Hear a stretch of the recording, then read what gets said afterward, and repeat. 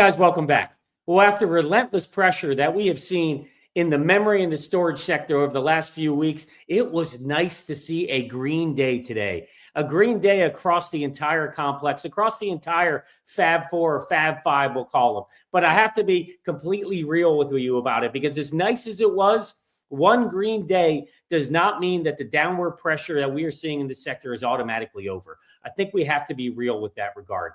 But seeing a bounce today does feel good, especially after digesting weeks of secular selling. But we can't overinterpret this single session as a full-blown trend reversal.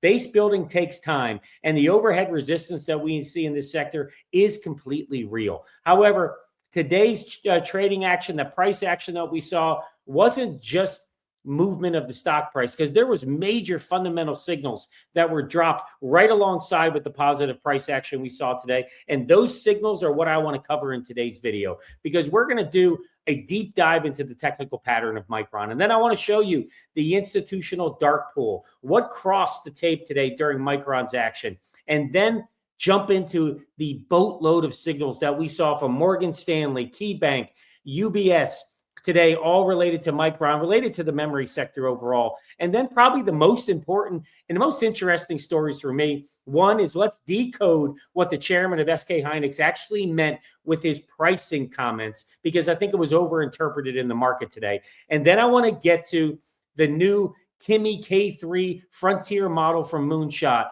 because there were so many people on the channel I saw in the comments that said it was over. Once this was launched, this was the death of the sector. Well, it turns out this actually may be a bullish sign for the memory sector overall. So this is why we need patience in this sector. We need time to digest the news articles and not just react emotionally like we've seen over the last few days. But we're going to go through that story as well. We're going to cover all of that in today's video. But if you haven't done it already, make sure you hit like, make sure you subscribe to the channel. I need to keep building this community. We are off to a great start, and I just love seeing the engagement with all of us together across the community. So let's keep it going. Let's continue to build it. If you get value from these videos, if you learn something from this channel and you haven't subscribed yet, because about 50% of our viewers haven't subscribed yet, make sure you take a moment and hit subscribe. All right, let's get started. Let's just go around the horn first and take a look at what we saw in the memory sector today. So let me pull up the Micron chart. We'll start there. And like I said, we had a positive day today. Boy, it felt good, because we have been down for weeks in this sector. And I have definitely felt the pressure in the comments. It's kind of crazy when you see a couple of weeks in a row, the bears come out, and they were out in the comments section. We haven't seen them in a while. When this stock was rallying, we're running up towards 1,200. I haven't heard a peep from the bears. But as soon as we start to felt pressure, I saw so many comments that this stock was going to 400. We're going to be at 600 today. It was over. And I just fundamentally didn't believe that, because this sector and this kind of the cycle we're in right now is completely different than the past. And I just think it's taken some people some time to really realize that, and realize we're not dealing with consumer products. We're not dealing with smartphones and PCs when we have seen cyclical booms and busts in the past. This is data center. This will be edge. This will be robotics. The applications for memory are just exponentially expanding. And that's why I believe it. But boy, the bears have been out the last couple of days. So like I said yesterday, it's been testing my conviction as well. But I haven't faltered. My conviction remains strong. What we saw today was a positive day, but I don't want to overinterpret it overall. But Micron was up $16.50, about $2 on the day, closed just over $8.65 a share. You can see in the after hours, we're moving up over $8.70 a share right now. So some of the positive momentum that I'll show you in the candle chart continued forward into the after hours as well. Let's see if we can continue that pace throughout the night and what it looks like when we gap up tomorrow morning. But if you look to the right side of the screen, you can see that SanDisk was up $36 today, closed at $13.90. A little bit of kind of back and forth in the after hours. I saw it positive. It's down by about 95 cents today, essentially flat for SanDisk. If we look at Western Digital was up about $10 today, 2%, closed at $4.87. After hours is a little bit negative right now. So this is a new trend. These stocks were all kind of in the positive in the after hours. It looked like they're shifting a little bit back towards the red right now. We'll see if that trend carries forward with Micron. But if you look at the bottom, Seagate's probably a little bit of a different story. Up $14.79 today, closed just over $800 a share, up right now over another $4.60, trading right about 807 a share. But it wasn't everywhere that grew. If you just look right above it, you could see the picks and the shovels like Lam and Applied Materials. They weren't positive today. So this was a strong signal and a sign for the memory sector today. That's what we have to take away. And there's some reasons for that, in my opinion. I want to jump into that. But first, let's just take a look at the candle pattern chart that we see from Micron. And you can see right from the get-go, we had a strong gap up. This is probably what we would call a rounded top pattern throughout the technical chart today.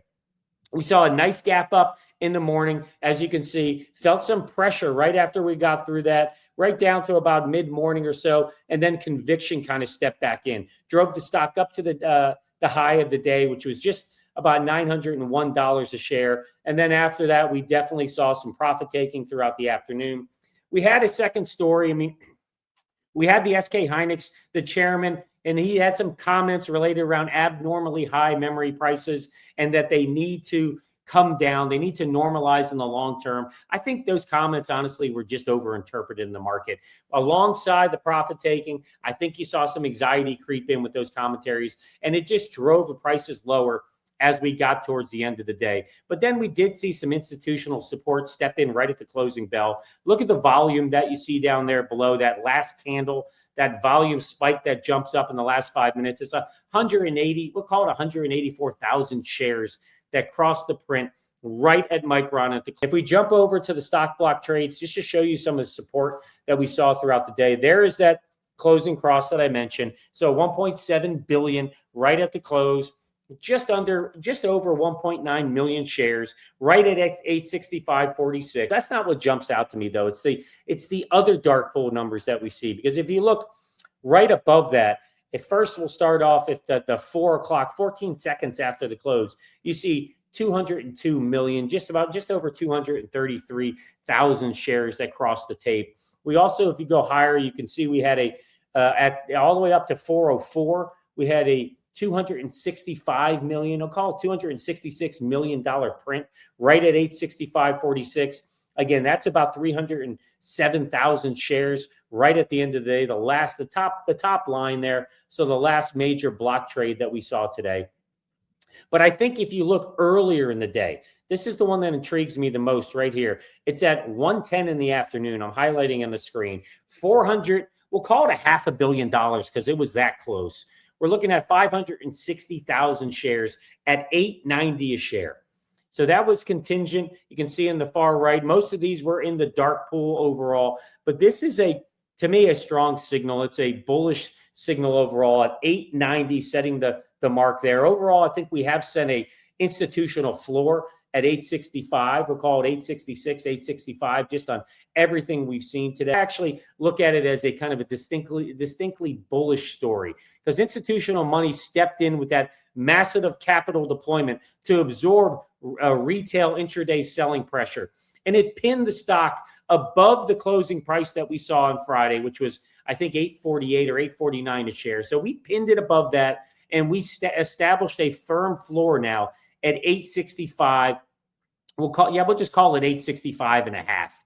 It's 865.46. So we have a firm floor there as multiple dark prints came across, and you can see that we carry this momentum into the after hours or into the pre-market overall. I believe that these dark prints, they do signal a strong kind of net bullish institutional accumulation. It shows me that the whales stepped back in as this stock was sliding down to establish a floor and to establish support for the stock overall. And there were some reasons for that. This is why I want to jump into the signals that we saw throughout the day today. So the first one I want to go into was the note from Morgan Stanley. You can see the title. It says, "Sell-off of U.S. memory stocks create a compelling entry point." If we jump down into the article, Morgan Stanley told their investors on Monday, that it believes that the recent selling in the U.S. memory presents a buying opportunity for investors, arguing that data center memory shortages continue to intensify, even as mixed signals emerge elsewhere in the market. Mixed signals, obviously referring to the PC and the consumer market, what we're seeing there. But they go on to say here that as Joseph Moore, who was the analyst for Morgan Stanley, in this second area that I have highlighted. He said, memory isn't the best risk reward in its coverage. He still views NVIDIA and Broadcom as the best risk reward in the marketplace. But he mentioned that memory is catching up fast, in his opinion. He argued that this is not a normal cycle, that memory has become increasingly the bottleneck, as he phrases it, due to AI builds and the agentic CPU builds. Morgan Stanley said that shortages continue to intensify with data center memory prices they're increased more than 25% in the third quarter overall. And finally, if we go down here, they noted that conversations, and this is an important piece here, guys, because this is what we'll be listening for on Wednesday with Google, and then next week with the other hyperscalers. But Morgan Stanley noted that the conversations with data center purchasing contacts last week showed a shortage intensity. No sign of that abating in the marketplace, with prices up at least 25% quarter over quarter, above both Morgan Stanley and third-party estimates. And this last line here, I love seeing the firm, in this case, Morgan Stanley, added that long-term concerns about memory shortages intensifying in 27 and 28 are as strong as ever. So that should give us just a strong sense of conviction that the shortages are not going away. We are not going to see a supply glut. Even Morgan Stanley calls it out. I'm going to show you some more articles that even demonstrate that further. I hope this kind of puts the bears to rest a little bit, because the demand is significantly outstripping supply in the marketplace. And as I've said many times, the fundamentals for these businesses are incredibly strong. I invest in businesses with strong fundamentals. I don't invest in price action that swings one day or the other. Some may. I'm not a day trader. I'm a long-term investor, and that's why I'm such bullish in this sector overall still. But let's jump to the next one, because the next one is from KeyBank. And KeyBank reiterates its overweight on Micron, keeps its price target at $17.50 today. If we scroll down here, I can show you the reasons why. So KeyBank reiterated an overweight rating on the stock at $17.50 price target, and it's all based on the pricing that they see. So they project that DRAM pricing will increase 15 to 20% quarter over quarter in the third quarter of this year, and 15% in the fourth quarter of this year. And that's following, as they mentioned, a 45 to 55% increase in the second quarter. NAND pricing, which Micron is also a significant supplier, a key supplier within NAND as well, it's expected to rise 30 to 40% in the third quarter this year, with a 15% increase in the fourth quarter. And guys, that's over a 75% increase that we saw in the second quarter. So this signal is not only bullish for Micron, but it's bullish for SanDisk as well, for you guys holding SanDisk out there. And I know I haven't spoken about the other memory stocks in a while. I've been hyper-focused on Micron. Part of that is basically because I believe Micron is the bellwether for this entire sector. As Micron moves, the others move as well. I just think it is the bellwether for the memory group, and that's why I focus on it. I probably have the most of my position is in this company as well, to be full transparent. So that's also why I focus on it. But I promise, get back to covering SanDisk, Western Digital, and Seagate with a little more depth in future videos as well. But if you jump down, the other piece I wanted to call out here from KeyBank is they expect Micron to benefit from HBM price resets in the first quarter of 2027. HBM4 pricing is projected to increase approximately 100% year over year. And HBM3E is going to increase 150% year over year. Now, we saw in yesterday's video, they're already showing that HBM4, it is shipping faster. We're seeing a slowdown with HBM3E. HBM4 is starting to ramp up significantly. We know Micron is ramping up their supply. They've already booked $1 billion in business in HBM4, but 100% increase year over year. Again, that is going to drive significant pricing power for this manufacturer, for Micron, and for the marketplace. But KeyBank, in the last piece here, does not expect industry conditions to loosen until 2028, as clean rooms expansions will not begin contributing capacity until the second half of 2027. So this is what we've mentioned, and I've said it in the comments. If we were in the second half of 27 and the early of 2028, and we are having this conversation about, are we hitting a structural peak, I could understand. But in the middle of 2026, based on the demand and based on everything we see in the market, that is a premature conversation to have. We are nowhere near a structural peak for this sector, in my opinion. And I want to jump over. I think that's the last piece. The next one I want to cover for you guys is I want to jump over to UBS because this is a very interesting one. And if I want to go through here, because I think it has a little more impact and meaning than others. But UBS, they also raised their price target on Micron today. They're citing it's all based on the expected free cash flow generation for Micron in the coming years. So analyst Timothy Acuria, which many of us are very familiar with on this channel, he said Micron is set to generate more than $400 billion in free cash flow through calendar year 2028. $400 billion. Put that into context. The company generated $26.2 billion in levered free cash flow over the last 12 months. The company, as we know, remains restricted from share repurchases through December 9th of this year. After that date, though, they're speculating that Micron could potentially use all of its free cash flow to buy back stock. UBS, they increased the price target for Micron, projecting the company will generate, as they mentioned, $400 billion in free cash flow by 2028. And they have moved their price target. Well, KeyBank reiterated them as an overweight with a 1750. I can't remember what the price target was for UBS. I'll have to look it up. Didn't mention it here, but it's essentially all based on this this buyback program. And I want you to remember this. I kind of thought about what was another company that recently did a buyback program that had an impact. Now I thought of Meta. Now that was in 2024. You guys may know some that are sooner. I just couldn't think of it as I was preparing for this video, but on February 1st of 2024, Meta announced that it was doing a $50 million in buyback. So when you combine that with the strong earnings that we saw significant stock price movement because you see the supply in the market come down. When it's pulled out, this drives up earnings per share because you're seeing less float in the market as the company buys back the stock. Each individual stock that's still out in the market is just worth more. It's a simple supply and demand piece overall. But when Meta did it back in 2024, their stock went from $394. And I think within a couple days, guys, it jumped to $475. And within a few months, it was up over $500. Now, that was on top of the strong earnings they also delivered, but you could see the impact. It drove upward pressure for the stock price. If Micron does this as well towards the end of the year, on top of the strong earnings that they're going to drop this year, it will drive strong price earnings overall. And I believe it will be a signal that also will help this stock reach those price targets that I believe it will reach by the end of the year, which is around that $1,500 to $1,550 mark. So this was a key sign. Now, I want to jump to the two stories that I found interesting. So this one was the one that I felt was just misinterpreted. If you look at the headline, you can see why. SK Group chairman says abnormal memory prices should fall. AI chip demand seen up by 60 to 100% next year. So when you just take that in context, and we know sometimes the news media, they just run with these headlines without giving the proper context to the entire investing community. When you see SK chairman says that abnormal memory prices should fall, that probably drives some algorithmic selling. When they pick up that headline, there's fear, anxiety associated with that, and it drives the stock down overall. But let's look actually what he said in that article, because I think when I look at it, I interpret it, it wasn't bearish. It actually was kind of bullish, surprisingly, for the stock, because what he actually said, and you can see in the screen, it was related to kind of demand explosion. So he did confirm that memory prices are high because demand is outstripping supply capacity. We know that.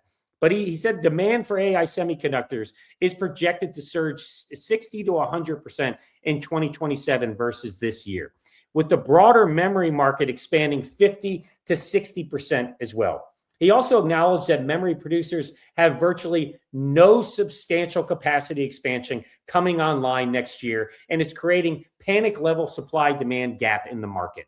And finally, the chairman did say that he warned that while prices weigh on downstream PC and mobile makers, that expanding advanced memory production takes massive clean room time,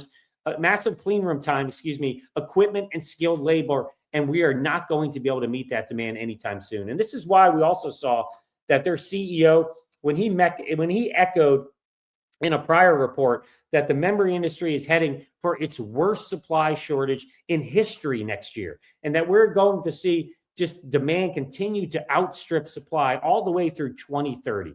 So in short, the SK Group, it isn't cutting prices as you would think about the article over there. They're admitting that they're sold out and they cannot build fabs fast enough to satisfy the hyperscaler demand that we're seeing in the marketplace. So this was misinterpreted in the marketplace, this article. If you look at it, if you want to pull up Trend Force and read it, I encourage you to, because in actuality, in my opinion, it is a bullish sentiment for the sector. And then I want to get to the last one, which also was an interesting one, because we heard so much about the Kimi K3, the Frontier model, and how it was just going to just demolish demand, that this was essentially, it was over. The memory sector was over when China launches this. And I heard that same sentiment with CXMT as well. And I think sometimes, I think we just need to slow down in this sector. Turbo Quant was the same way, just emotional reaction to what we hear. And maybe it's the anxiety that we just feel that the sector is too good and the rug is going to be pulled out from us at any moment. But I feel like Kimi K3 was the same exact way. So I want to cover these articles with you because this one was interesting. The top 3 AI stocks to buy as Kimi K3 reshapes chip design. I won't go through all 3. The first one is Tencent, and they mentioned, but the second one is Micron, essentially. It's the memory supercycle catalyst. So they go through the data for Micron, you can see here, and they say the arithmetic is staggering. Running a 2.8 terabyte perimeter model at inference scale requires enormous high bandwidth memory. Every open weight release of Frontier model like K3 increases global inference compute demand, and Micron's HBM3E is at the center of that stack. Now, that's one article, but this is the pick number 2 that has probably the biggest opportunity based on this rollout of Kimi K3. Man, that was way different feeling than what we saw in the comments, because everybody mentioned that this was just going to crush demand. And I think we just got a little ahead of ourselves, or those comments in the community got a little ahead of itself. But I also pulled up this article because it wasn't just one source. Semi-Analysis also confirmed this, and this was out yesterday. But they say Kimi K3's mechanism improves attention efficiency, but it will require more GPUs, HBM, DRAM, and networking, not less. So bullish signs for the sector overall, guys. Not a total loss of sector. And we'll go through some of it. But Semi-Analyst recently offered a snarkling, contrasting view. The massive perimeter count inference architecture requirements of K3 will not weaken demand for high-end AI hardware. On the contrary, they further reinforce demand for NVIDIA's high-end GPUs, HBM, and high-speed interconnect solutions. So think about the optical players there. They're going to benefit from this. So Coherent, Lumentum, Corning, Applied Optoelectronics as well. You may see Arista as well playing there, but these are a bullish sign for these companies overall. Semi noted that K3 has over 2.8 trillion parameters and requires more than 1.5 terabytes of HBM to store its model weights. As we go down, I'll just call it the last one. More efficient model architecture lowers AI inference costs. So this is Jevons paradox all over again. It becomes more efficient, more widely used, and ultimately it is going to drive more long-term demand, in Semi-Analysis opinion, for GPUs, HBM, and DRAM, and network infrastructure. So guys, those are some huge stories that we saw today in the sector. Very bullish in my opinion. I know I covered a lot in today's video. We went through a lot. But I think when you look at the price action that we saw today with Micron, SanDisk, Western Digital, and Seagate, it all confirmed that the institutional buyers are treating these dips as buying opportunities. It was supported by that $1.7 billion closing cross that we saw today from Micron. Morgan Stanley confirming that third quarter price hikes are over 25%. KeyBank is targeting a $17.50 price target for Micron because HBM4 price reset, and UBS is mapping out a path for a 40% share reduction via the $400 billion in free cash flow that Micron is going to generate by year 2028. So today's green candles, in my opinion, they don't prove that the bottom is in, but today's data does reinforce something even more important. Despite the weeks of selling that we've seen, I still haven't seen fundamental evidence that the AI memory bottleneck is breaking. That's what I'll continue to watch. That's what I'll continue to track on this channel for each and every one of you. And if that evidence changes, you guys will be the first to know. But let me know your comments. Sorry for being a little longer tonight. There was a lot of data to get through, but I hope you enjoyed the video. See you next one.